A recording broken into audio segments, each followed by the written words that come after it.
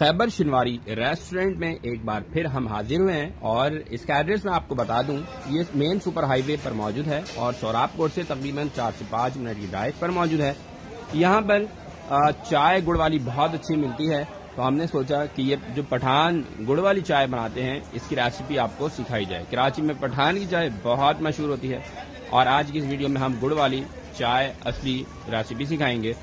तो इसको आपने बनाने के लिए इसमें आपने सबसे पहले जो ऐड करना है मिल्क, और फिर यहाँ पे मिल्क ऐड करने के बाद आपने इसमें क्या ऐड करना है वो हम आपको बताते हैं अभी।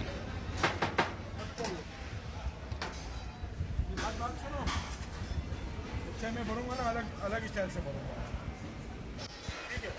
अब यहाँ पे आपने सबसे पहले जो है पत्ती ऐड करनी है। टी आप लेना है, किसी भी ब्रांड का इस्तेमाल कर सकते हैं। यहाँ पे टपाल की पत्ती ऐड की गई है और साथ ही साथ शुगर ऐड करना है आपको, और फिर गुड़ भी ऐड करना है। गुड़ ज्यादा ऐड करना है शुगर से।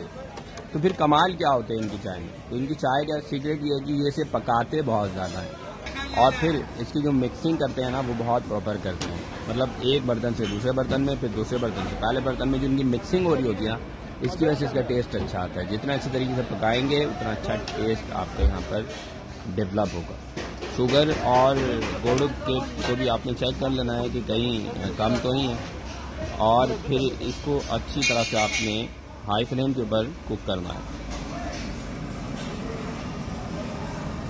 इसके बाद जो है वो आपने इसकी मिक्सिंग भी कर लेनी है। ये देखना, इस तरीके से आपने बार बार ये करना है ताकि ये दूसरे बर्तन में जो है रख लिया गया था, अब दूसरे बर्तन से इस बर्तन में दोबारा ऐड किया गया, और इस तरह से आपने तकरीबन 8 से 10 बार करना है।